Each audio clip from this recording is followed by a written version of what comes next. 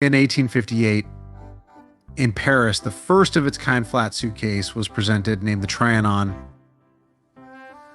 and it was invented by the person whose name is now on everyone's lips. This is how the world first heard the name Louis Vuitton. The first Louis Vuitton workshop was opened in Paris in 1854, and it was destined to become a symbol of the highest quality and luxury. But let's start from the beginning. The founder of the French fashion house Louis Vuitton was born on August 4th, 1821, in the small town of Lons-le-Saunier in southern France. From early childhood, he was destined for a difficult path. Every day, the boy helped his father on the farm, working from early morning until late at night. There wasn't enough money for a decent life. He ate once a day, all his clothes were patched and resewn several times, and sometimes he had to sleep right at his workplace. At the age of 10, fate dealt him a tough blow.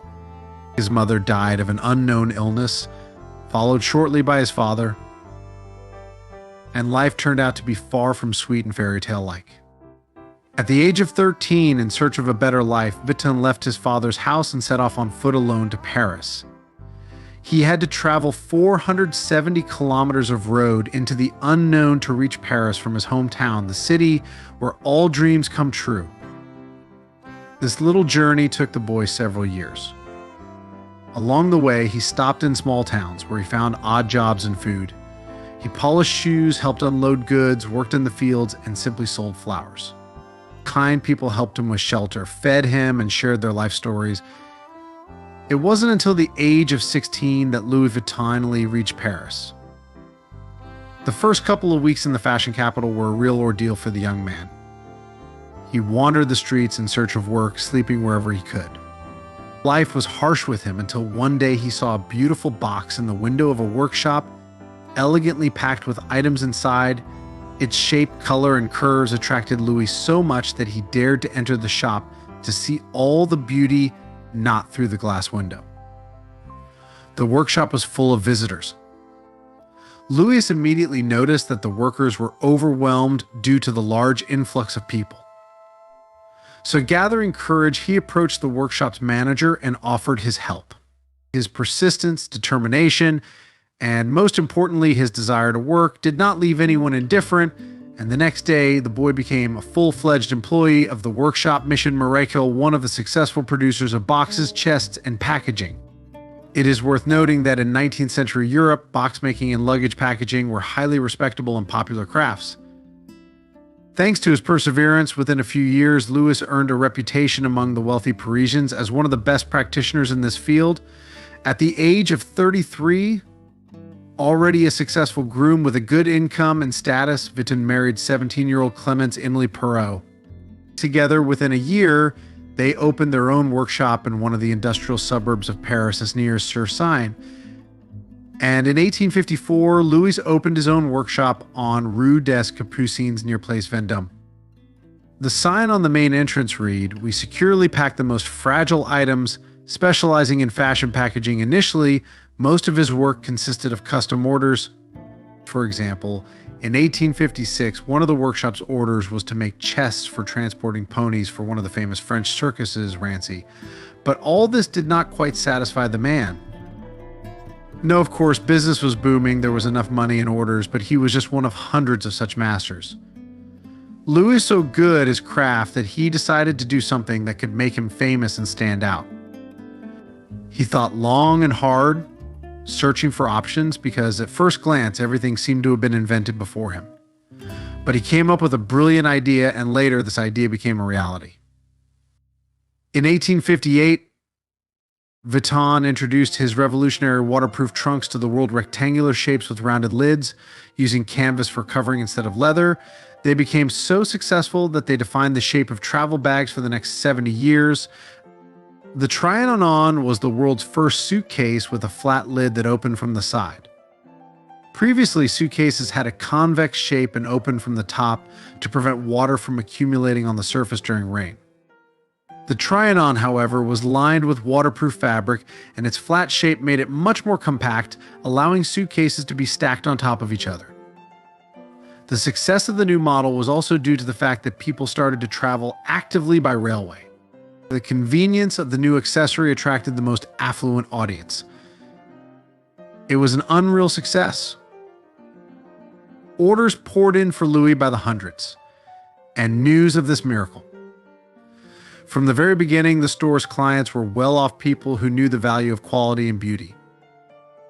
One of them was Napoleon I's wife, Eugenie. Thanks to her Louis Vuitton store, attracted the attention of many wealthy people in the country, ensuring the success of his further career.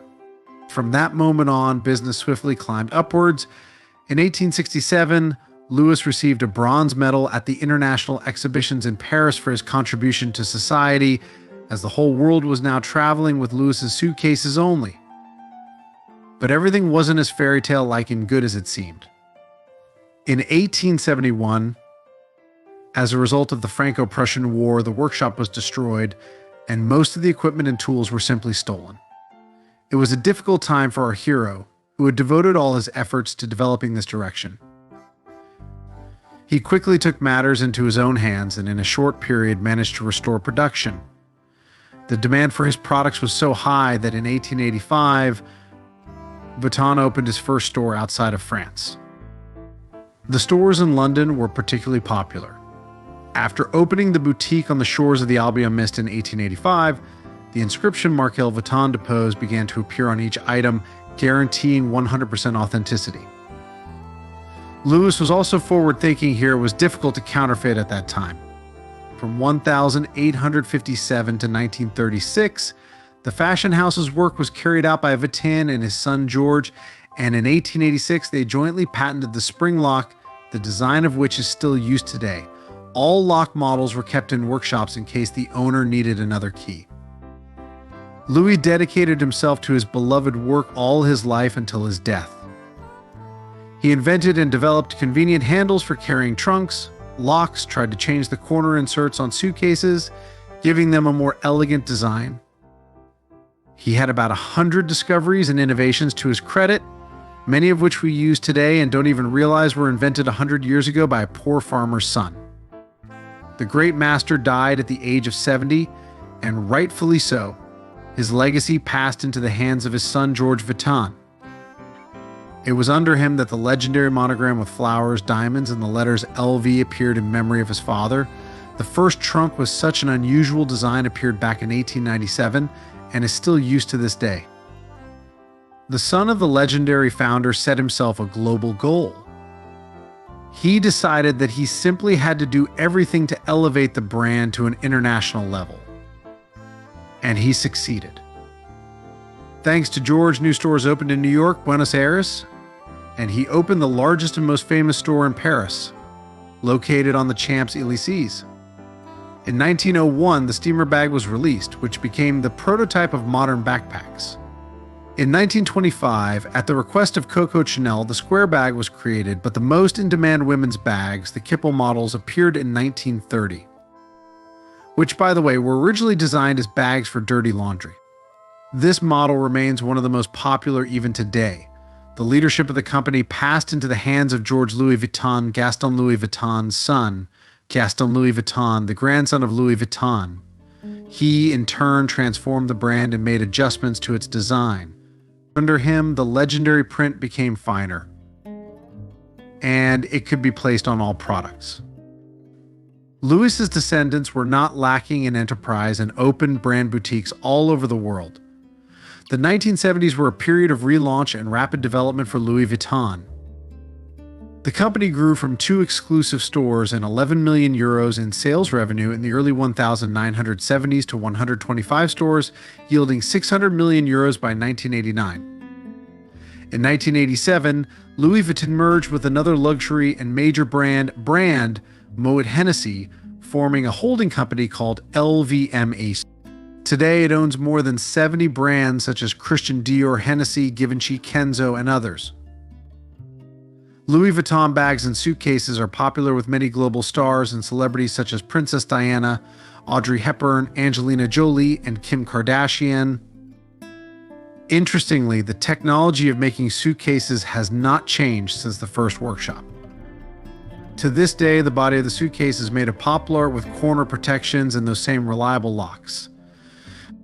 It is also worth noting that the company provides a lifetime warranty on all its products, and in case of wear marks, scratches, or accidental damage, they are restored in special repair services. So in essence, you are buying a suitcase for life.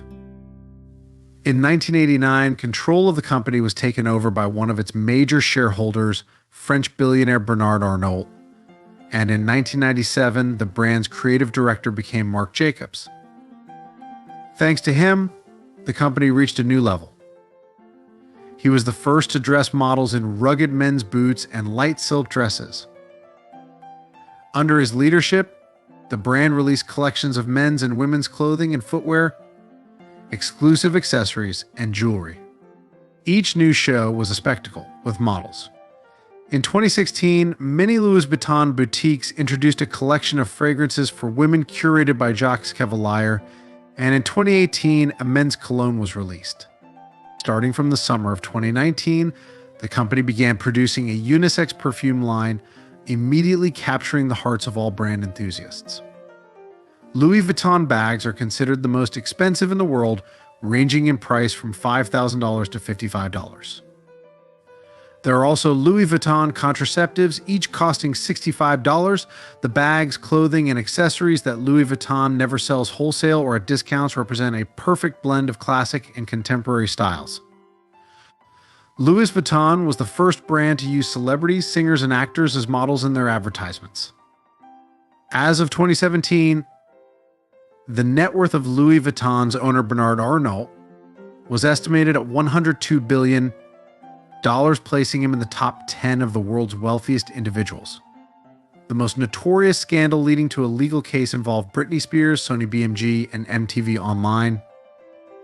The singer was found guilty of trademark infringement in the Do Something music video, featuring a control panel covered in pink material with Louis Vuitton symbolism. Sony BMG and MTV Online had to pay the brand $80,000 each for airing the video. Another interesting fact, in 2014, a special custom order was made for prima ballerina Diana Vishneva of the Mariinsky Theater. The trunk contained 6 packs and 18 pairs of pointe shoes, as well as the ballerina's accessories. In 2019, the brand's top craftsman created a trunk for transporting the FIFA World Cup trophy. The 6-kilogram golden trophy adorned with malachite travels the world in a secure box with the logo of this brand.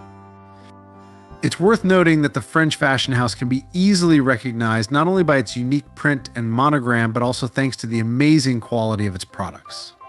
Boutiques opened in many countries annually bring the brand significant profits and status as one of the best and most successful worldwide. And by the way, travel bags and suitcases still enjoy tremendous success and are sold out instantly. The motto, "Every suitcase must combine high mobility and lightness," remains relevant to this day. Thank you for watching.